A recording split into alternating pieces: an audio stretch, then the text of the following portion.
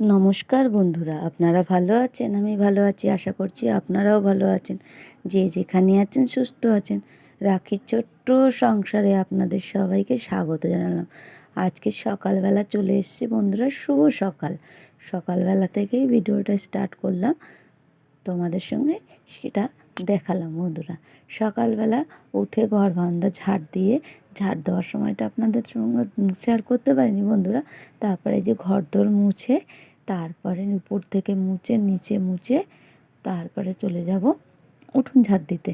উঠোনের সামনেটা তো ঝাড় দিয়ে ফেলে রেখে দিয়েছি, যেহেতু ঘরটা মুছে নিয়ে উঠোনটা ঝাড় দিয়ে তারপরে ঘরে ঢুকবো। কেন, ওই ঘরের বাইরেটা ঝাড় দিয়ে এসে তারপর আবার ঘরে ঢুকবো, সেই জন্যে অন্য কাজ করব, সেই জন্যে গিয়ে এক সাইডে জড়ো করে রেখেছিলাম। তারপরে ঝাড় দিয়ে নিলাম, নিয়ে চান করতে ঢুকে গেলাম। সোজা জামা কাপড় ছিল কিছু, সেই জামা কাপড়গুলো নিয়ে বাথরুমে ঢুকে গেলাম। সেই জন্য বাথরুমে ঢোকার ভিডিওটা একটু দেখা যাচ্ছে বন্ধুরা, আপনারা কিছু মনে করবেন না, ঠিক আছে?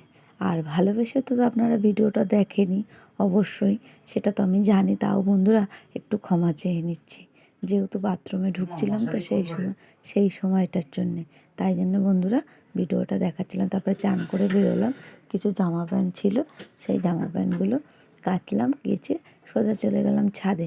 ছাদে যেয়ে তখন একটু অন্ধকার আসছে, যেহেতু তখন বাজে কটা, 7টা বাজে। আমি 6:30 থেকে 6:15 থেকে ভিডিওটা শুরু করেছি। ঘর বারান্দা ঝাড় দিয়েছি, মুছেছি, তারপরে গিয়ে কাচা ধোয়া করে ছাদে সোজা চলে এলাম। আর কলটা খুলে রেখে দিয়েছিলাম আস্তে করে, যে গামলায় জলগুলো ভরুক। এখন তো গরমের দিন, কি গরম পড়েছে সবাই তো জানেন বন্ধুরা, যে কি গরম পড়েছে।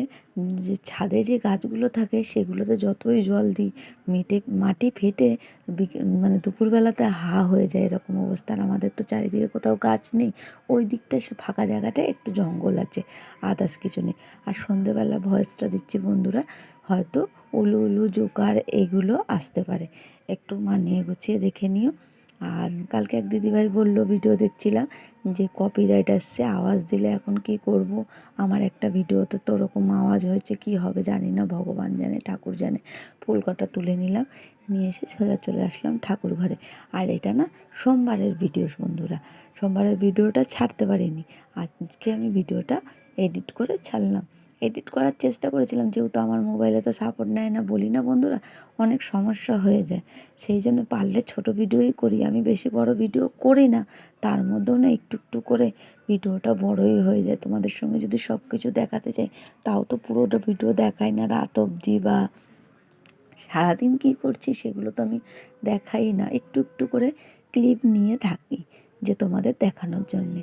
যেহেতু ভিডিওটা শুরু করেছি, আর ওং নমঃ শিবায় বলে জল ঢেলে দিচ্ছে। আমি অত মন্ত্র জানি না, যেটুকু জানি মন থেকে সেটুকু পুজো করি। ভগবান জানে সব কথা, কেউ না জানুক, ভগবানের সঙ্গে তো আর কিছু বলা যাবে না। ভগবান জানে কে কী করছে না করছে, আমি যতই মিথ্যে কথা বলি আর বলি, সেটা ভগবান বুঝে নেবে। ভগবানের উপরে কেউ নেই। আর আমার মনে কি আছে না আছে ভগবান ছাড়া কেউ জানে না। সেই জন্যেই বন্ধুরা, আর কি বলবো, কিছু বলার নেই। এখানেই ভিডিওটা আমি শেষ করলাম। আর আপনারা ভালো থাকবেন, সুস্থ থাকবেন, লাইক কমেন্ট করে দেবেন।